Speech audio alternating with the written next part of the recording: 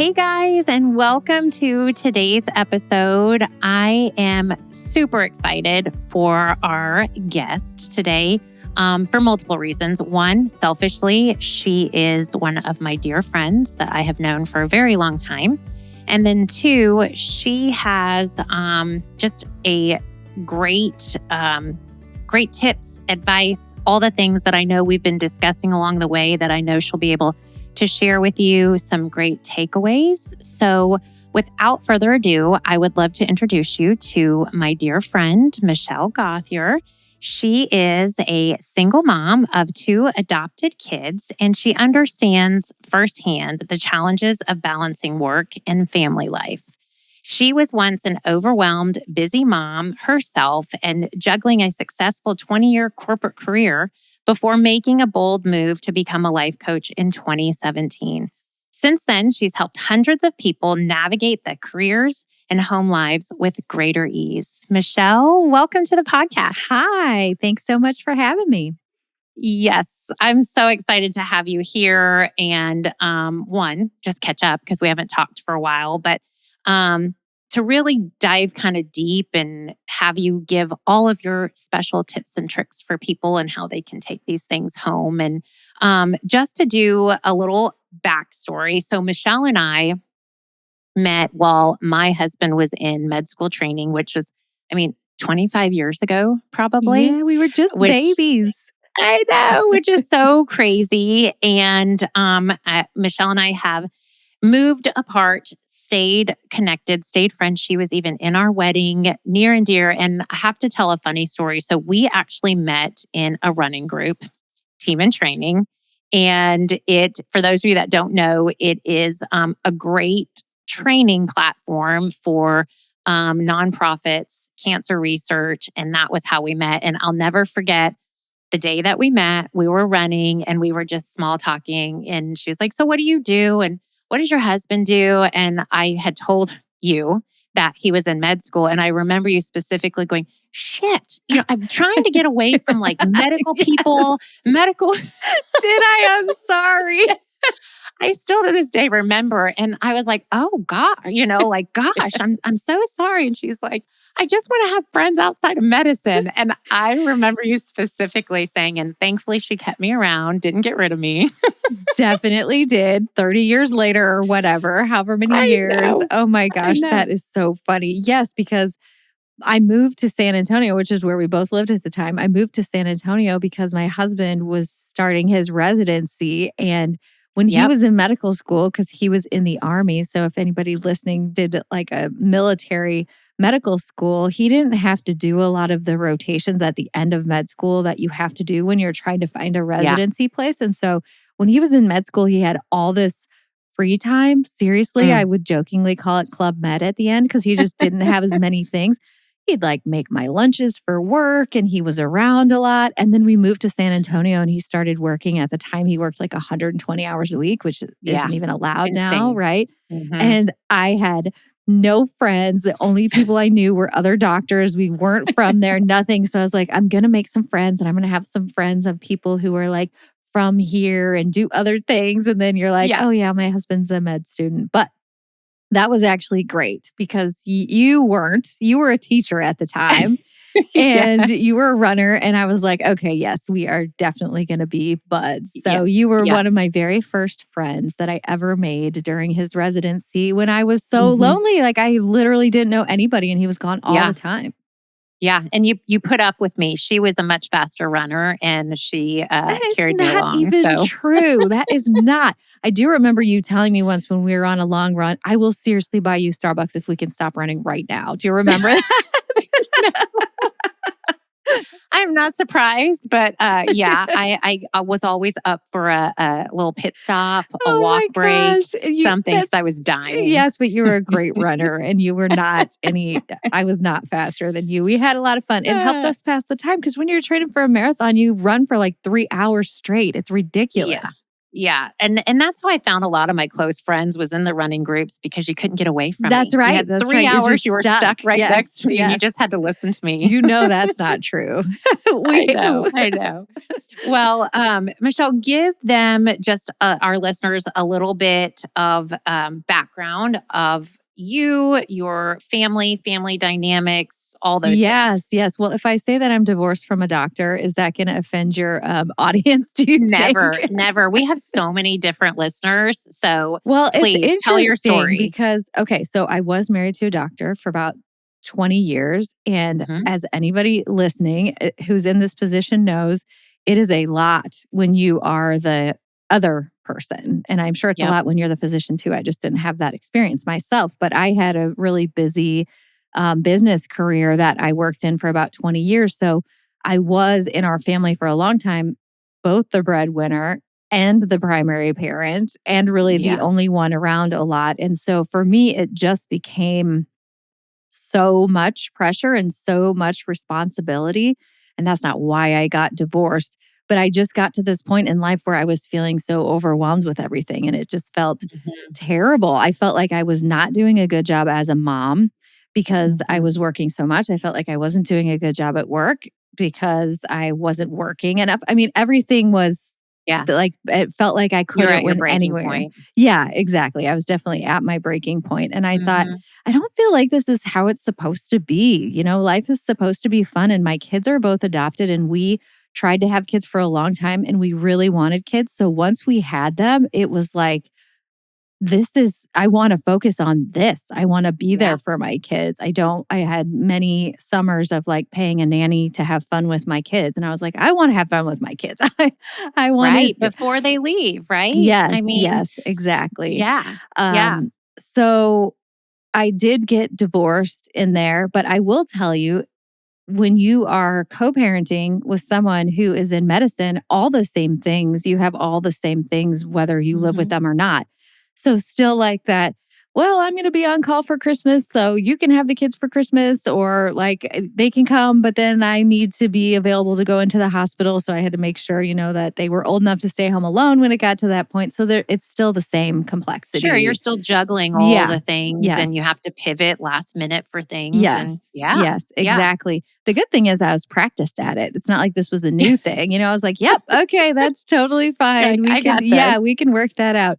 And everyone in medicine also knows that you can do your birthday on the day after your birthday, or you could do Oh, yeah. Christmas on whatever day you decide is your Christmas holiday. So, Holidays often on different yes, days. yeah, Exactly. exactly. And it's funny how your kids learn that too. Yeah. Oh, they do. My kids are totally flexible on that. Like, oh, this year's Yeah. Christmas is on December 22nd. Okay, sounds great. Yep, Yeah. that's Yeah. fine. They just learn to roll with it. Yep, exactly. So I think sort of jumped into the after there, but there was just a period where I felt really overwhelmed and at my breaking point.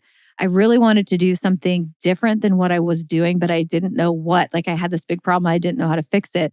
And I was listening to a podcast one day, and the guest was a life coach. And I'd heard the term life coach mostly in like a joking way, like not a Mhm. complimentary way.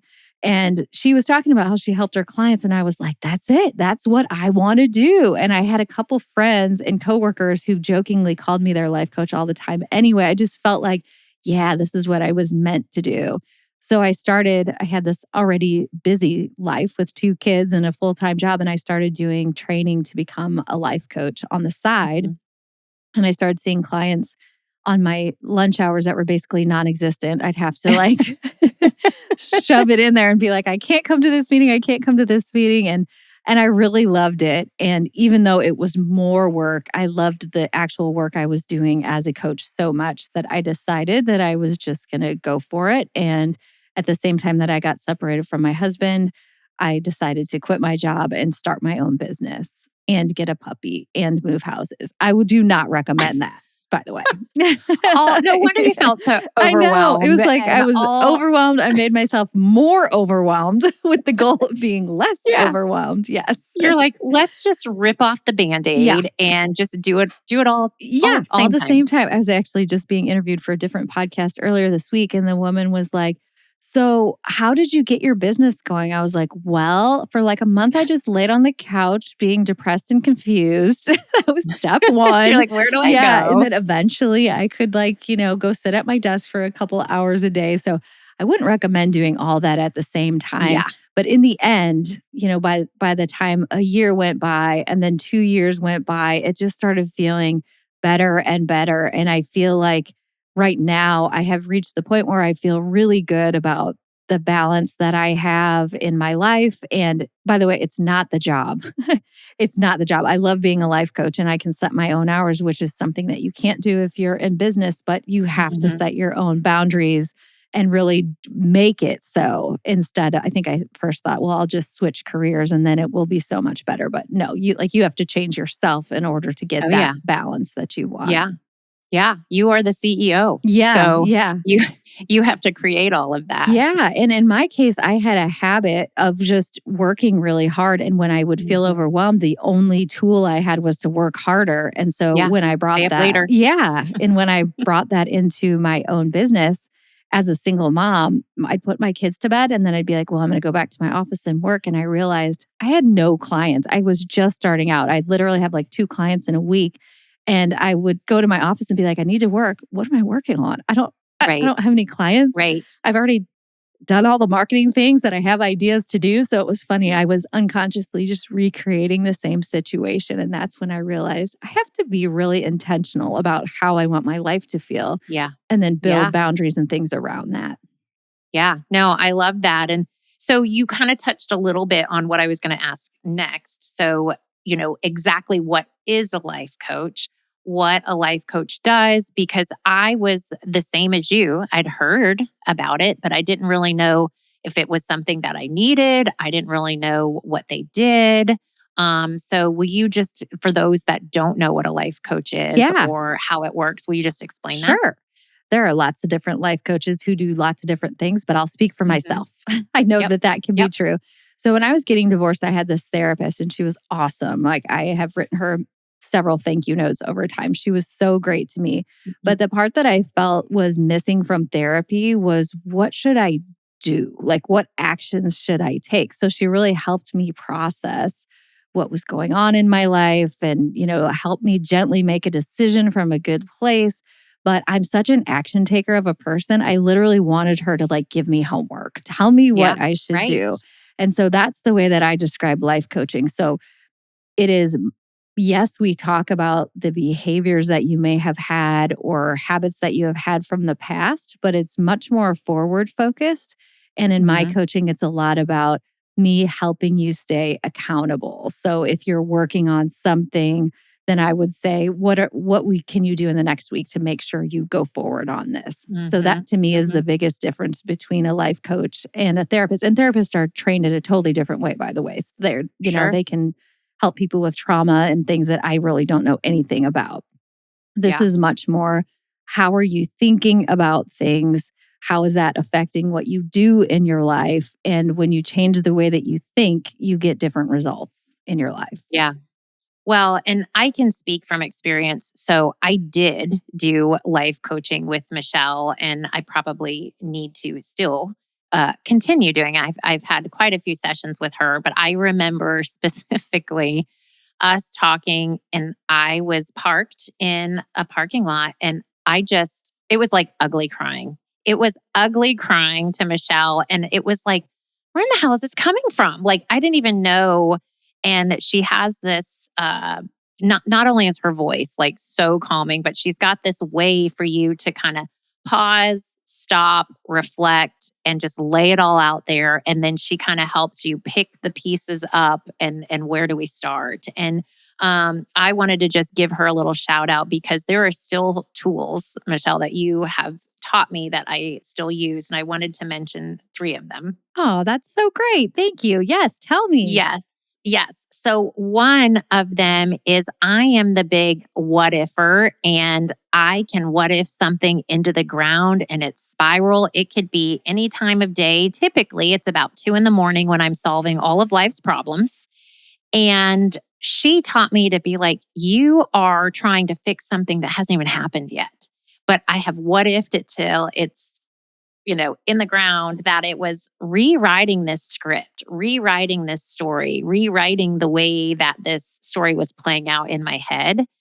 And I still do that to this day of, hold on a second, let me stop, let me rewrite this. And it is amazing how it sounds so simple, and it is, but it's like acknowledging and doing that.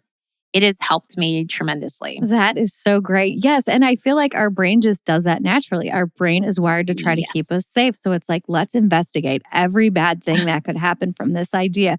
And pretty soon, like mine always ends with, and my children and I are on the street without a home. Like you could go Yeah. all the way to the bottom so quickly. I mean, it's the worst of the worst. And I'm like, where in the hell did that even come from? Yes. And Right? most decisions are not that important. Yep. There's probably Yep. like 5 in life that are really important. And so Mhm. I think if you are able to just be like, oh, okay, my brain is making an effort to keep me safe, quote unquote, and telling me this whole story, but I don't have any data to support that all of this is actually going to go wrong. So let's just Yeah. try it. If it doesn't work, Yeah. we'll just do something else.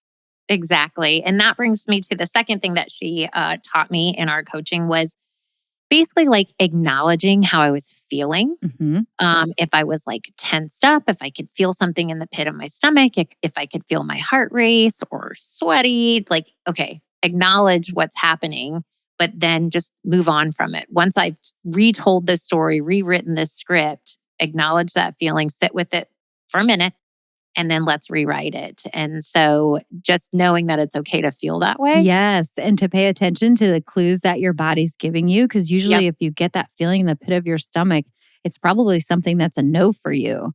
But when you're disconnected from your body, you might miss that. And you might logic your way into doing something that you really don't want to do.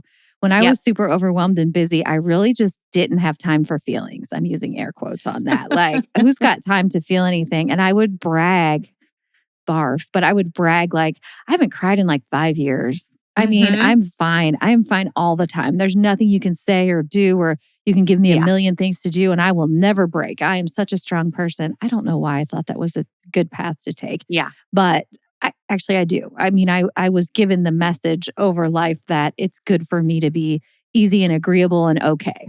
It's, and so I just did that. And once I started crying or being frustrated or being angry or some of those emotions that I had previously deemed bad, it makes you have the ability to have so much more joy and so much more calm. It's freeing. Yes. It's like, okay, I can be super upset. I can be really pissed off. I can cry, whatever. And then it's just gone. And then you can move on with life instead of just stuffing it down all the time. Yeah. And I think for us, a lot of times what makes it hard is that we, a lot of times as females, it doesn't mean it doesn't happen with males, but we are people pleasers. Yeah. And so it's like, we'll fix anything. We'll just take it in stride and we'll be okay with it. Or like you said, I'm fine. Yeah. And so that really helped me. And then the last thing that I still do now was, it's kind of like a mindset thing, but it's visualizing. I remember you would make me like sit with my coffee and like a very nice place outside or tranquil place outside. And it was just like visualizing that perfect morning or that perfect day. Obviously, nothing's perfect, but just visualizing what I want that to look like. And I think that helped me make some decisions that maybe weren't necessarily right for me or weren't aligned for me because I kind of had laid that platform or that foundation of what I wanted it to look like or visualized it to look like. That's so great. Like you had that overall vision so you knew what wouldn't fit and what would fit and what kind of decisions to make. I think that's so great. Because if you think about anything that you have in your life, a real, like for example, right now, you guys are redoing your house and you're currently living in a rental house, but you had the idea and the vision to do that before you did it. So visualization or thinking ahead about what you want is the first step. And then you can start taking action from there. And my personal belief is that once we do that, you get into the feeling state of how it's going to feel, like how beautiful your house is going to look when it's all done and how homey it's going to feel and how you're going to feel so comfortable when you're in it. And then the universe starts bringing you opportunities from that place of like calm and comfort and all of that. I just truly believe when you take the time to visualize, things start coming to you and you start taking actions toward it and eventually you have it. Yep, I totally agree. Perfect. Thank you for sharing that, Michelle. So, what I wanted to ask you is a lot of our listeners are in training, they're clients, they are moving cross country for training. And what would be some takeaways or potentially like a couple action steps, action items that they could take to feel a little bit less overwhelmed, a little bit, just stressed out in an already stressful situation? Yes. So a couple quick tips. I could talk on this for like 2 hours. So I'm just Yeah. going to say like my top things that I would recommend. And the first thing is to check what your expectations are of yourself. So let's say for Mhm. example, you're moving to a new city for your residency or your spouse's residency and you have an expectation unconscious. You're probably not consciously thinking this, but unconsciously you have this expectation that you guys are going to be all moved in and unpacked and have friends and know all the great local restaurants in like 1 month's time. And then when it's been a month and you still have boxes in your kitchen and you don't know anybody yet and your spouse is at work all the time and you're just trying to get used to this new situation and maybe even have kids thrown in the mix, you're like, this sucks. This is Yeah. horrible. And so, what I would recommend anytime you're going into a big change is to just check your unconscious expectations of yourself and what you're thinking, and then just Mhm. rewrite those to be more specific. So, maybe your goal is to be unpacked in your kitchen in the first 3 weeks, or maybe in the first 6 months, you want to make one real friend or Okay. something like So, that. like So, just smaller, yes, a just little bit smaller. make your expectations longer. Give Yeah. yourself more time to do things and then just make the what you think you're going to get, just make it easy for yourself to get some little wins instead of being super disappointed with Yeah. yourself, even when you're doing great. That's the problem. Mm. Like if you're Mhm. moving to a new place, just even getting there and Yeah. unpacking enough to like make a dinner is a real win. It is. Yeah. It is. And I think we've got to focus on that because I'm guilty of focusing on the big picture. And I want everything done in a very short period of time, which we all know is not realistic. And so I tend to focus on the things I haven't done as opposed to the things I have done. Yes, exactly, which is totally human nature. Like no Yeah. problem that that's what your brain offers, but catching it and being like, "Okay, I want everything to be absolutely perfect. Is that realistic?" And another good thing to think is if your best friend told you, "Hey, I'm going to move somewhere new and in a month I'm going to have my house all unpacked and have a good friend and know all the local places," you'd be like, I don't know if that's, Yeah. I don't know if that's realistic." So think about it like that. Like, would you give your best friend that expectation, that assignment? So the first thing I would recommend is definitely changing your expectations. And then the second thing that I would recommend is it's like I just paid you to lead into what my next thing was going to be is to really try to keep track of your wins. That's one of the things that I ask at the Mhm. beginning of every session I have with the client. What are your wins? Because our brain will just automatically forget all of the things that we are doing right. So if you're moving to a new city or starting a new training program, or you just got married or whatever it is, just take a little bit of time every day to write them down. I know Amanda likes to have coffee in the morning and have a little Mhm. quiet time. So you have lots of evidence that for you, that really sets your day off on the right foot. So take the time to do that and pay attention to what is going well. Okay. And then the third tip that I have is because if you're a physician or a spouse of a physician, you're going to have a super long to do list, probably pretty much all the time. Mhm. And sometimes people get really frustrated, like, I'm never getting all these things done. And one thing that I recommend is to have a to don't list and literally make a list of things that you don't do. And the reason why this is valuable is because it just takes away from the decision fatigue of trying to figure out, okay, do I want to do that thing or do I not want to do that thing? So, a good example in my life is my kids go to their dad's house every other weekend and they come home on Sundays. And when they come home on Sundays, often my parents and my family gets together on Sundays, like my bigger family, and they want us to do something. Or friends will say, I know your kids are gone this weekend, so let's do something on Sunday.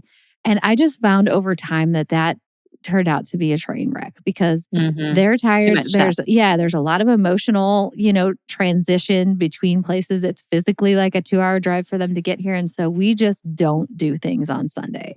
And it's Mhm. so nice to know Because if anyone asks us, I just automatically know that the answer is no. Like, sorry, we'll have to catch up with you guys a different time. My kids get home that day and we really just hang around at home. And it has made the biggest difference for our Mondays. And then Mm-hmm. I have a ton of them for myself. Like, I don't wear any clothing that isn't comfortable. Yeah, I love that. So if I'm trying something on and I'm like, oh, it's so cute, even if it's flattering, but it's itchy or something, I'm out. Or killing your feet. Yes, I love that exactly. one. Or killing my feet. Yeah. I'm just definitely out for that one.